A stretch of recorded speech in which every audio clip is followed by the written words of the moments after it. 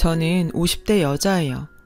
여러분들은 하루아침에 돈벼락을 맞으면 어떠실 것 같나요? 저도 한때는 눈먼 돈이 나에게 떨어지면 얼마나 좋을까 하는 상상을 했던 사람이에요. 돈으로 행복을 살 순 없지만 행복하기 위해선 역시 돈은 필요하잖아요.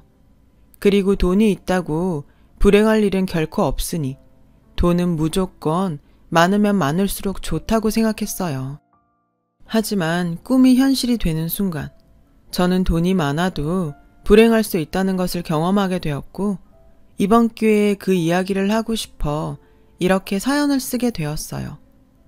5살 나이 차이의 남편과 저는 같은 공장에서 일하며 만났어요. 자주 보고 처음 봤을 때부터 서로에게 호감을 갖고 있던 터라 저희는 금방 가까워졌어요. 1년의 연애 끝에 결혼을 하게 되었죠. 남편과 저는 둘 다 형편이 그리 좋지 않았어요. 저는 한때는 친할아버지의 재산으로 그럭저럭 살았지만 곧 가사를 탕진한 홀아버지와 함께 살았고 남편은 시골에 10년 된 옛날 빌라에서 아버지의 빚을 갚으며 살아가는 홀어머니와 8살 아래 여동생이 있었죠. 양가 사정이 다 이렇다 보니 저희는 조촐하게 겨우 결혼식만 올렸고 보증금 100만 원에 반지하 월세방에 신혼살림을 차렸어요. 말이 좋아 신혼살림이지 저희 살림은 단촐하게 그지없는 것들이었어요. 아무튼 저희는 그렇게 부부의 연을 시작했습니다. 남편은 착하고 성실했고 저는 주변에서 짠순이라고 부를 정도로 알뜰해서 마치 남편과 저는 소꿉놀이를 하듯 매일매일 즐겁고 행복했어요. 저희 부부는 형편이 좋아지면 아이를 갖기로 하고 무조건 저희 두 사람의 월급의 80%를 저금했어요. 그렇게 3년을 모으니 그리 크지는 않았지만 방 2개짜리 전세 보증금을 마련할 수 있었어요. 결혼 3년 만에 반지하 월세를 탈출할 수 있게 되었던 거죠. 반지하 월세방에서 이사 가던 날, 저와 남편은 얼마나 기뻤는지 그날 처음으로 손을 바들바들 떨며 소고기를 사 먹었던 기억이 지금도 생생하게 떠오를 정도네요. 저는 그때 생각했어요. 저희 부부는 젊고 이렇게 알뜰살뜰 모으면 언젠가는 저희가 꿈에 바라는 내 집장만을 할 수 있을 거라고요.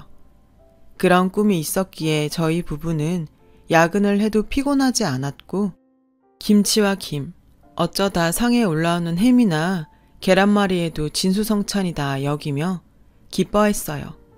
그렇게 결혼 7년이 흘렀고 남편은 이제 제법 돈도 모았으니 아이를 갖자고 했어요.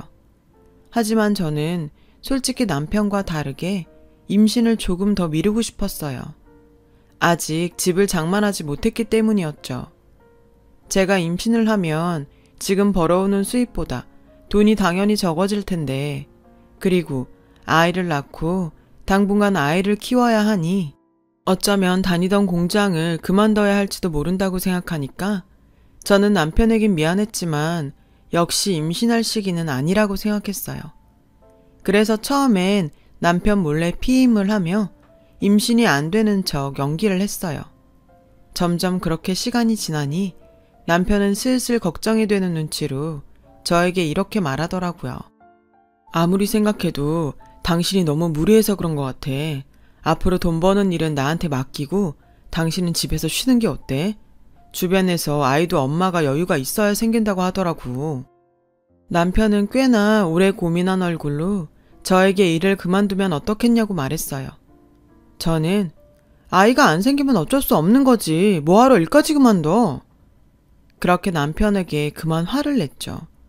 남편은 제가 임신이 되지 않자 스트레스를 받아 짜증을 냈다고 생각하는 눈치였어요.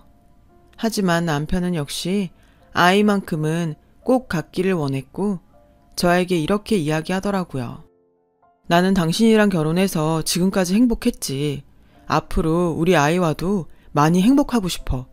나도 다름쥐 남편처럼 퇴근하는 길에 아이랑 당신 생각하면서 통닭도 사고 휴일이면 동물원이나 놀이동산에도 가보고 싶어. 저는 남편의 말을 듣고 속으로 그렇게 행복하려면 돈이 얼마나 많이 필요한데 이 남자가 현실은 모르고 꿈만 꾸는구나 하며 한심하게 생각했어요. 하지만 차마 그 말을 입 밖으론 꺼내지 못했죠. 그 후 남편은 한참 동안 지나가는 남의 아이를 부러운 눈으로 바라봤어요. 처음에는 그 모습도 짜증이 났는데 그런 남편을 보면서 점차 마음이 흔들렸죠. 공장에서 유일하게 사귄 동료가 아이를 낳았다는 소식에 찾아갔다가 처음으로 저도 엄마가 되고 싶다는 생각을 하게 되었어요. 그래서 남편에게 임신 전까지는 공장에 다니고 임신을 하면 그만두겠다고 얘기해 놓았고 남편 몰래 하던 피임도 그만뒀어요. 피임을 그만뒀으니 저는 금방이라도 임신이 될 것 같은 기분으로 지냈는데 너무 쉽게 생각한 탓일까. 임신은 생각처럼 쉽게 되지 않았어요. 남편은 이전부터 임신이 잘 되지 않는다고 생각했기에 별 생각이 없어 보였지만 저는 남편과 다르게 불안했죠. 내가 혹시 불임인가? 피임약을 계속 먹어서 임신이 안 되나? 여러 가지 생각이 들더라고요. 저는 고민 끝에 일을 그만뒀고 아이를 갖기 위해 노력하며 지냈어요. 그렇게 꼬박 3년. 저희 부부에겐 임신의 기쁨은 찾아오지 않았어요. 오히려 매번 부푼 기대감으로 임신 테스트기를 확인하다 테스트기의 한 줄을 보곤 천국과 지옥을 오갔죠. 나날이 지쳐갔어요. 그러자 보다 못한 남편은 저를 붙잡고 이렇게 말하더군요. 아이가 있었으면 좋겠지만 나는 지금처럼 우리 둘만 잘 지내도 괜찮다고 생각해. 그러니까 너무 스트레스 받지 말고 아기는 그냥 하늘에 맡기자. 그동안 당신이 너무 애썼어. 당신 혼자 애쓰는데 나는 아이만 바라고 있고 미안해서 도저히 못 보겠다. 나는 정말 괜찮으니까 우리 예전처럼 우리끼리라도 잘 살자. 힘들어하는 저를 위해 남편은 아이가 없어도 괜찮다고 말했어요. 그러면서도 고맙게도 아이 소식을 은근히 기다리고 있던 시댁에 자기가 문제가 있어 아이가 생기지 않는다고 이야기도 해주었어요. 그렇게 시간이 흘렀어요. 신혼도 아니고 아이도 없고 수입도 반으로 줄어 어디에서도 행복을 찾기는 어려웠던 어느 날 정말 생각지도 않았던 일이 저에게 일어났지 뭐예요.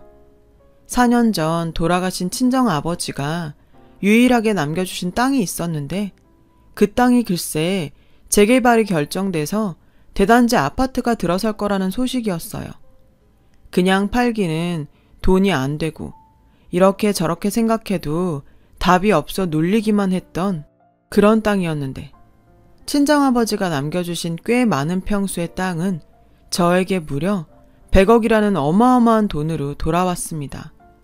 돈이 통장으로 들어오기 전까지는 이 사실이 믿기지 않아 남편에게도 알리지 않았는데 정말로 통장에 돈이 들어오던 날 저는 처음 보는 큰 액수에 통장에 찍힌 금액을 반복적으로 세보았어요. 눈으로 확인까지 했는데 너무 큰 횡재라 저는 이게 꿈인가 생시인가 어지럽기까지 하더라고요. 그래도 그 순간 가장 먼저 생각났던 사람은 역시 남편이었어요. 그동안 알뜰살뜰 절약만 하고 살았던 지난날이 떠올라 저는 얼른 이 100억이 든 통장을 남편에게 보여주고 싶었어요. 그날 저녁 전 기쁜 마음으로 남편의 퇴근을 기다렸고 제 이야기와 통장에 찍힌 돈을 본 남편은 도저히 믿어지지 않는다며 제가 그랬듯 통장에 찍힌 금액을 세고 또 세며 우리 부부는 설레는 마음으로 그날 밤 한숨도 자지 못했어요. 저와 남편은 밤새 이 돈으로 무엇을 하면 세상에서 가장 행복할 수 있을까 하는 행복한 고민을 했어요. 그리고 저는 꿈에 그리던 집장만을, 그리고 남편은 크고 고급스러운 고깃집을 차리기로 했어요. 주변에서는 저희 부부에게 돈벼락을 맞았다며 부러워했고 동시에 서로 앞다퉈 자신들의 힘든 사정을 이야기하곤 돈을 빌려달라고 했어요. 당연히 아주 친한 지인이라면 도와주지 않을 이유가 없었는데 친하지도 않았던 사람들이 어떻게 알고 자꾸만 돈을 빌려달라고 해 한동안 애를 먹었어요. 저희 부부는 그런 사람들에게 단호하게 그럴 수 없다고 거절했죠. 그러자 저희 부부를 부러워하던 사람들이 저희 부부를 원망하며 말도 안 되는 이상한 나쁜 소문을 악의적으로 만들어 퍼뜨리기 시작하더군요. 지금 생각해보니 그때부터가 시작이었던 것 같아요. 하루아침에 큰 돈이 생기니 그동안 잘 지냈던 주변 사람들은 자꾸만 멀어져 갔고 저희 부부 자체보다 저희가 가진 돈에 관심 있는 사람들이 꼬이기 시작했죠. 소문은 정말 무섭게 퍼져나갔고 어쩐지 주변에선 저희의 돈을 저희가 고생해서 번 돈이 아닌 운이 좋아 걷어 얻어진 돈이라며 저희 부부에게는 뭐든 바가지를 씌워도 괜찮다는 식의 이야기까지 나돌았고 저희 부부는 어쩔 수 없이 그동안 알고 지낸 사람들과 모두 연을 끊어야 했어요. 그리고 전혀 연고가 없는 지역으로 집을 장만해 이사를 가게 되었어요. 그 근방에 남편이 바라던 고깃집을 차렸고요. 남편은 매일 유명한 고깃집을 찾아다니며 비법을 배우러 다녔고 남편이 노력한 결과 저희 가게는 빠른 속도로 맛집이라는 소문이 나기 시작했어요.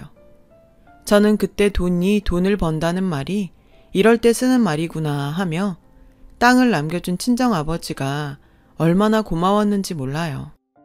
그런데 그러던 중 전혀 생각하지도 못했던 일이 벌어졌어요. 남편에게 제가 받은 유산에 대한 소식을 들은 시댁 식구들이 하나 둘 저에게 돈 부탁을 해오는 거예요. 아가, 내가 정말 너한테 이런 말하기 미안한데 내가 나이도 있고 몸도 성하지 못하니 네 시아버지 빚 갚는 게 너무 힘들구나. 네가 좀 도와주면 안 되겠니? 다른 사람이면 몰라도 시어머니 부탁인데 제가 어떻게 싫다고 할 수 있겠어요. 당연히 시아버지의 빚을 한 번에 갚아드렸고 그 일을 시작으로 정말 이럴 수가 있나 하는 시댁 식구들의 어이없는 요구가 계속해서 이어졌어요. 니네들은 좋은 데 살고 호의호식하면서 나한테 미안하지도 않니? 우리도 니네 집처럼, 아니 니네 집보다 더 좋은 집 하나 사줘라. 모쪼록 본가가 집이 더 좋아야지, 안 그러니? 언니, 나 이번에 치과의사랑 선보는데 언니가 나 옷이랑 가방 좀 사줘요. 이번에 네 신우가 결혼할 때 혼수는 네가 좀 해라. 그리고 예물도 네가 좀 해줘. 다른 사람도 아니고 친동생인데 그 정도는 할 수 있지? 아, 그리고 의사 사위 얻으려면 열쇠 3개는 기본이라고 하더라. 참고해라. 저는 정말 기가 차서 말이 나오지 않았어요. 처음엔 제가 남편 집 사정 뻔히 다 아니까 그래, 가족이라곤 시댁 식구밖에 없는데 돈 있을 때 도와드려야지 했었는데 마치 제가 받은 유산이 자기들 돈인 것처럼 아무렇지 않게 쓰려고 하는 태도에 너무 화가 나더라고요.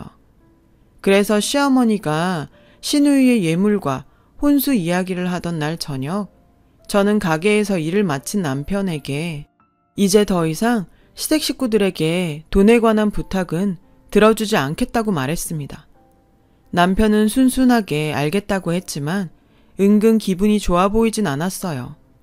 그 모습에 신경이 조금 쓰이긴 했지만 설마 저는 그동안 제가 시댁에 쓴 돈이 있는데 남편이 내가 자기 식구들에게 돈 쓰는 걸 싫어한다고 생각하진 않겠지? 하며 믿고 있었어요. 그리고 더 이상 그 이야기는 하지 않았어요. 제가 아는 남편은 제 마음을 알 거라고 완전히 믿었죠. 하지만 시간이 흐르고 남편이 변했다는 걸 알 수 있었어요. 나름 동네에서 맛있다고 소문이 났던 우리 가게에 어쩐 일인지 조금씩 손님이 끊기기 시작했고 저는 그 이유가 궁금했던 고민 끝에 점심시간에 맞춰 가게에 가보았죠.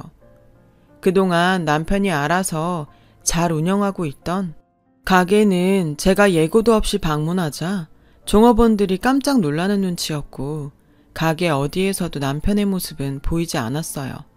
알고 보니 매일 아침 가게로 출근하던 남편은 저에게 거짓말을 한 거였고 한참이나 가게에 나오지 않고 있는 상태라는 거예요. 그렇죠. 문제가 있었던 거죠. 주인도 관심을 안 가지는 음식점에 누가 관심을 가지고 오겠어요. 주인이 안 나오니 그 가게는 뻔한 거죠. 저는 그 순간 정말 설마 했어요. 남자가 갑자기 큰 돈이 생기면 없던 허영심도 생기고 유혹에 잘 넘어가 바람을 피기도 한다는 말을 듣곤 했거든요. 저는 그날로 제발 아니길 바라며 다음 날 출근을 한다는 남편의 뒤를 밟았어요. 그러자 저와 상의도 없이 집과 떨어진 유료 주차장에서 외제차로 바꿔 타는 남편을 보게 되었습니다. 곧이어 골프장의 모든 장비를 다 갖춘 남편을 목격하게 되었어요. 놀랐지만 한편으로는 그래, 바람만 피지 말아라 하며 간절하게 바랬죠. 남편은 그런 저의 간절한 바램을 한순간에 부셔버렸어요. 골프장에 들어간 남편은 저보다 한참이나 어린 여자와 당연하게 스킨십을 하더라고요. 남편이 쓴 카드 내역서를 살펴보니 남편의 외도는 사실이었어요. 저는 그 순간 남편과 시댁 식구들이 모두 괘씸하게 느껴졌어요. 지가 누구 돈으로 인생이 폈는데 정말 그동안 아무것도 모르고 예전의 남편 모습만 생각하며 순진하게 속았다는 것이 저 자신도 용서가 되지 않았어요. 저는 그 길로 변호사 사무실에 가서 이혼 상담을 했어요. 당연히 이혼은 제가 무조건 유리했고 그날 저녁 바로 남편에게 이혼 서류를 내밀었어요. 싹싹 빌어도 모자랄 남편은 참 어이없게도 마치 제가 이혼하자고 말해주길 기다렸다는 듯 단번에 그러자고 하더군요. 저는 남편의 그 뻔뻔하고 당당한 태도에 또 한 번 속에서 열불이 올라왔는데 이 남자가 하는 다음 말이 더 가관이었어요. 이혼할 때 당연히 재산 분할하는 거 알지? 50대 50으로 하자. 진짜 기가 막힌다. 재산 분할? 그 돈이 당신 돈이니? 우리 아버지 땅 팔아서 생긴 돈이잖아. 당신이 무슨 자격으로 그 돈을 달래? 누구 돈인 게 왜 중요해? 당신과 나 부부고 그 돈은 우리 부부 돈이니 나누는 게 당연하잖아. 그리고 내가 놀았어? 나도 가게에서 일해서 돈 벌었잖아. 그래서 꼴 같지 않게 외제차 타고 골프 치면서 여자랑 바람 폈니? 그런 사람을 뭐라고 하는지 알아? 유책 배우자. 당신은 나한테 어떤 것도 요구할 수 없어. 그래서 지금 나한테 한 푼도 못 준다는 거야? 당연하지. 그것뿐인 줄 알아? 내가 그동안 당신 집 빚 갚은 거랑 당신 동생 시집 보낼 때 해준 혼수랑 예물까지 싹 다 돈으로 환산해서 청구할 거야. 제 말에 남편은 아무 말도 하지 못했어요. 보아하니 거기까진 전혀 생각하지 못한 눈치였죠. 그리고 다음 날부터 남편은 마치 꼬랑지 내린 개처럼 제 눈치를 살폈어요. 다시 가게 일을 하며 예전의 모습으로 돌아가는 듯 했어요. 내가 잠깐 미쳤었나 봐. 미안해 여보. 나 다시 예전처럼 가게 일 열심히 하고 한눈 안 팔게. 엄마랑 민영이도 당신한테 얼마나 고마웠는지 몰라. 그러니까 그만 화 풀고 나 한 번만 봐줘. 나이 먹어 남편이 마누라한테 잘하며 분명 남편이 젊었을 때 꽤 마누라 속을 썩인 거라고 하던데 남편은 그 사건 이후로 저에게 무조건적인 복종을 하며 마치 처음부터 애처가인 양 저를 챙겼죠. 처음엔 남편에게 당한 배신감에 저는 마음의 문을 꽁꽁 닫아버렸고 주변에선 저희 부부의 사정도 모르면서 남편이 저렇게 잘하는데 제가 너무하다고 떠드는 소리가 들려왔어요. 그리고 한 가지 일이 벌어졌어요. 너 정말 해도 너무한다. 아무리 네 아버지 유산이지만 어떻게 네 신랑 이름으로 된 재산이 하나도 없냐? 남자가 자기 앞으로 아무것도 없는데 어떻게 사업을 하겠어? 내가 우리 아들 기죽고 사는 거 생각하면 속이 다 타서 재만 남았다. 엄마, 그만하세요.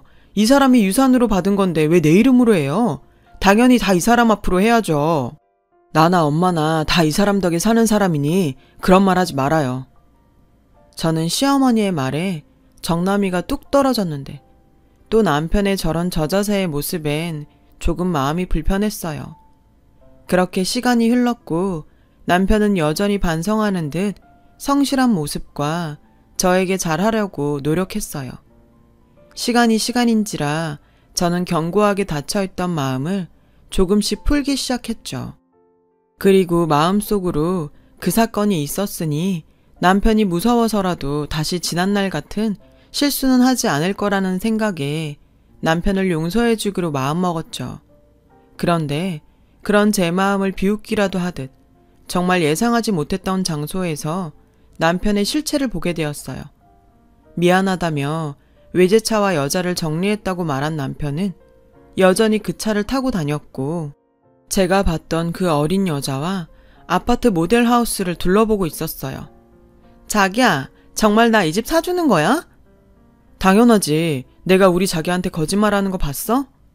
자기 와이프 알면 가만히 있지 않을 텐데. 괜찮아? 걱정하지 마. 오빠가 다 생각이 있어. 우리 자기는 그냥 오빠만 믿고 행복하기만 해. 우리 얼른 이 집에서 예쁜 아기 낳고 행복하게 살자. 저는 두 연놈들의 대화에 손이 바들바들 떨렸어요. 사실 시어머니 성화도 있고 무엇보다 남편을 다시 믿어보기로 했기에 가게 명의를 남편 앞으로 바꿔줬거든요. 그뿐만이 아니었어요. 남편에게 가게 운영하면서 돈 걱정하지 말라고 가지고 있던 유산의 일부도 남편 통장에 넣어줬어요. 제가 충격에 간신히 버티고 있을 그쯤 저는 더 이상 그곳에 두 다리를 붙이고 서 있을 수 없었습니다. 야야, 집은 다 둘러봤어? 두 연놈에게 시어머니는 반갑게 다가갔고 시어머니는 남편의 상간녀를 마치 며느리처럼 대하며 연신 상간녀의 손을 꼭 붙잡고 있었어요. 내가 자손이 없어서 잠도 못 잔다. 옛날 같으면 벌써 소박 맞을 일이지.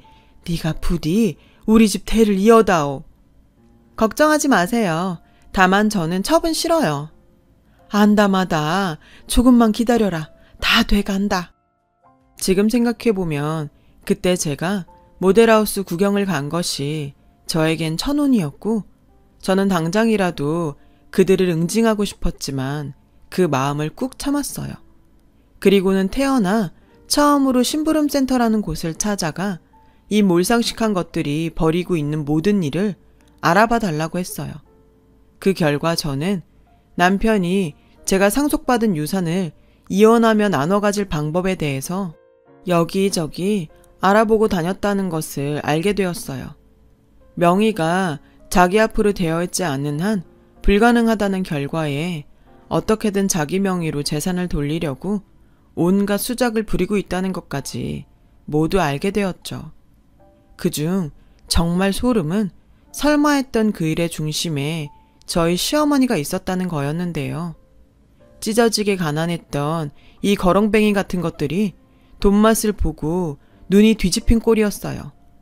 저는 제가 그동안 이 거렁뱅이들한테 쏟아부은 것들을 되찾아올 방법을 생각해야 했어요. 그래서 달력을 뒤져보며 한 가지 묘책을 생각해냈죠.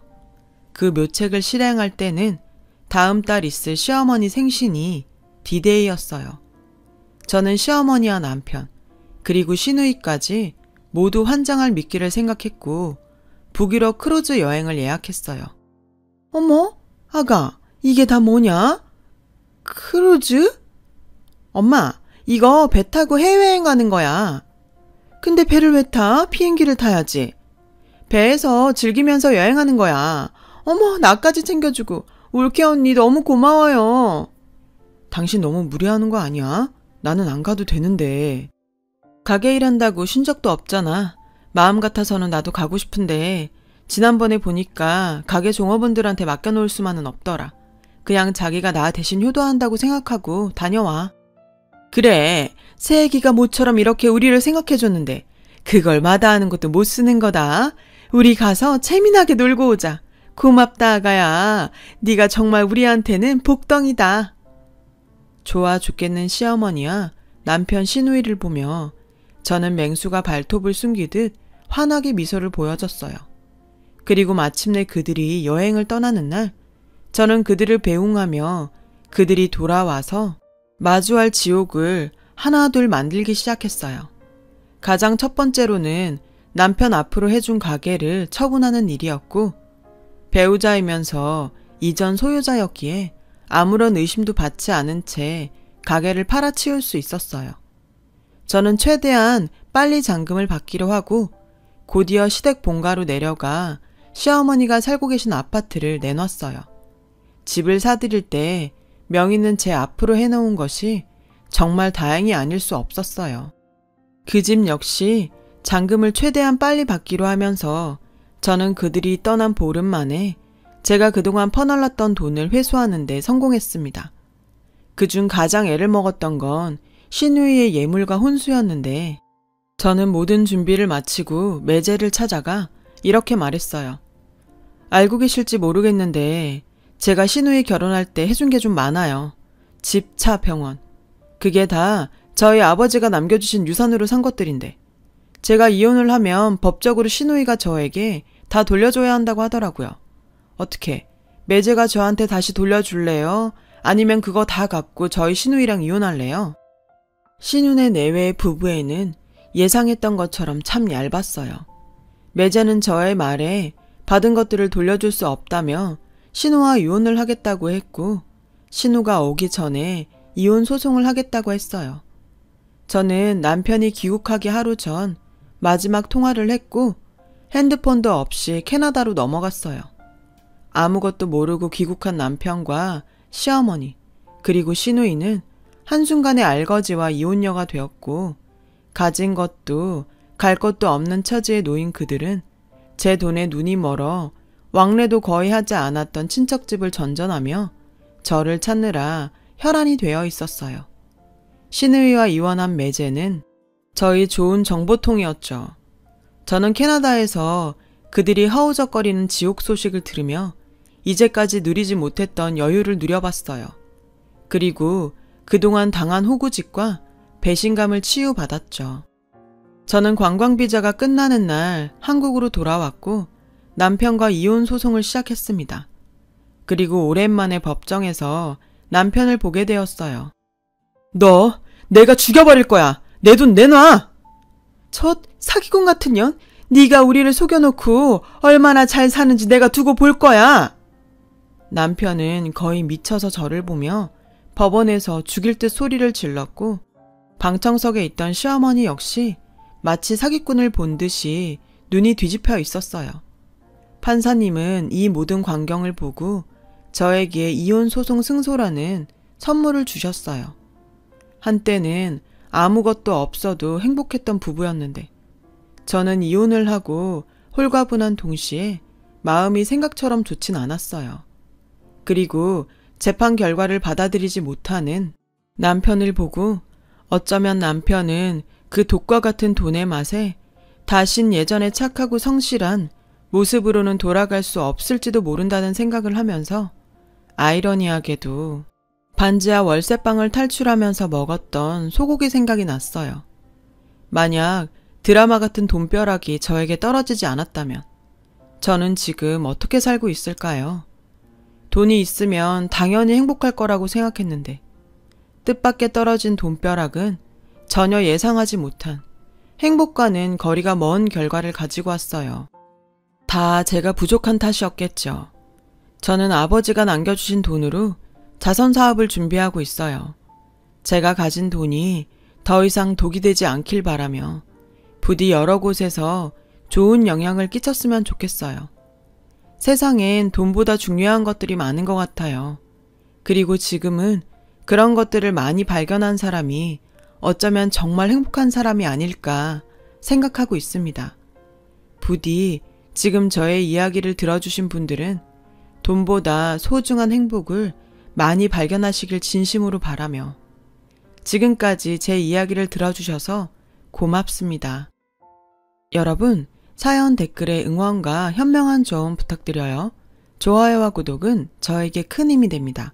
오늘도 좋은 일 가득하세요.